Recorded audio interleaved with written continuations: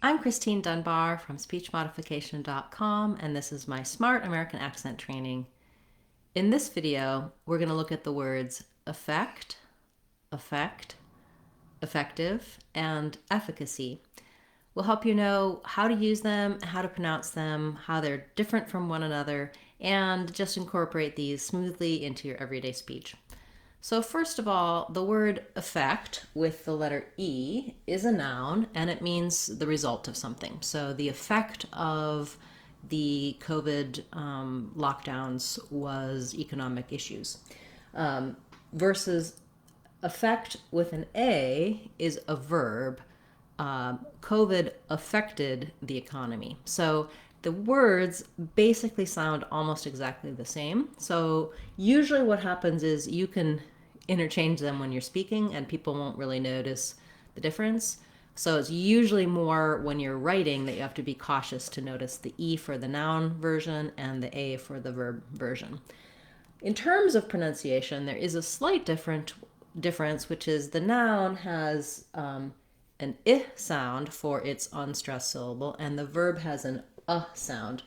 That's pretty typical for words with reduced vowels in the unstressed syllables. These are both stressed on the fect syllable. So start with effect and then add a light little touch, effect or effect. The difference between I and in those short little syllables is so minimal, it's going to be really hard to hear. So context will tell you which one someone is saying. It's a good demonstration of how typically words with letter A in the unstressed start, you'll see in the dictionary, you'll see effect. You'll see the schwa like that.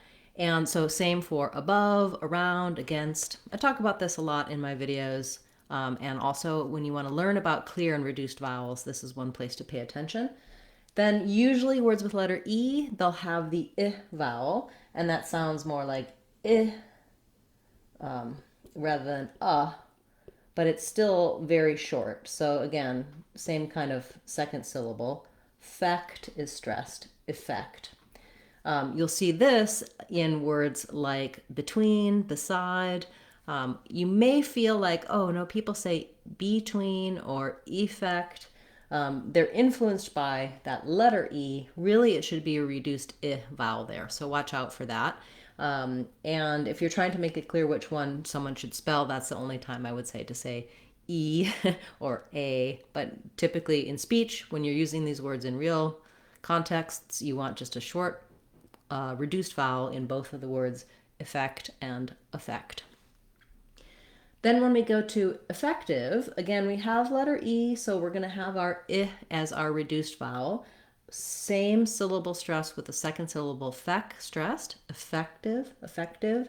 And then the other thing that you'll notice is that you might hear it sounding a little more like a D than a T. We use a flap here, typically effective.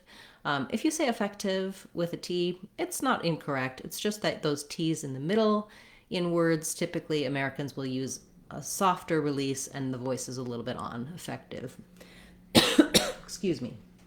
Then lastly, where we have a true change in the vowel is in efficacy, where we have first syllable stress. So this little line shows me the F syllable is stressed. So it's just the same way I pronounce letter F with the red tent vowel, the vowel and the F. So thinking about red, get, F, all of these should help you have that more central vowel at the start of efficacy. And then letter I is going to be a reduced vowel Letter A is going to be a reduced vowel schwa. So our same unstressed syllables with our reduced vowels there. Efficacy. Lastly, the letter C says S and the letter Y says E. That's very typical for the ends of words. Watch out that you don't get too lax on that. You don't want efficacy or efficacy. You don't want stress here. So that issy kind of ending is a good thing to practice. Make sure you still have a tense E even though it's unstressed. So again, you might want to practice one syllable at a time. Efficacy, then speed up, smooth it back together. Efficacy, efficacy. Effective. So efficacy is a noun, meaning the effectiveness of something. Effective is an adjective, so is something effective or not? Is it successful? Does it do what it set out to do? Typically, I don't usually talk about the definitions of words too much in my word of the day videos since we're focused with this channel on pronunciation. But in this case, between effect and effect, it's helpful to know what the difference is so that you know how to use them properly, particularly as I mentioned in writing. If you're interested in more definitions for words that are in our Word of the Day series, do check out our Word of the Day course on speechmodification.com because from the Oxford Learner's Dictionary. So you can learn a little bit, increase your vocabulary while you're working on your pronunciation at the same time. That course is free. I also have a free American accent mini course, and then the rest of my courses are $2 or less. So they're a great deal for helping you to build a foundation for your pronunciation, as well as moving further into more advanced aspects of pronunciation and American accent.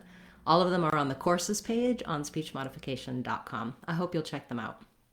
I'll be back again tomorrow with another Word of the Day class, as well as on Friday we have our live question and answer class. You can attend that on YouTube, type your questions in the chat, and I'll get back to you, or I'll answer your questions live. If you have a comment, leave it here on this video or any of my videos, and I can get back to you with the response with a video that might help you, or I will add your word to my list to cover in a future class. Thanks everyone for being a part of class today. It's nice to see you. I'm Christine Dunbar from speechmodification.com. Remember, if you want to sound like a native speaker, you can do it. speechmodification.com. Bye everyone. See you again soon.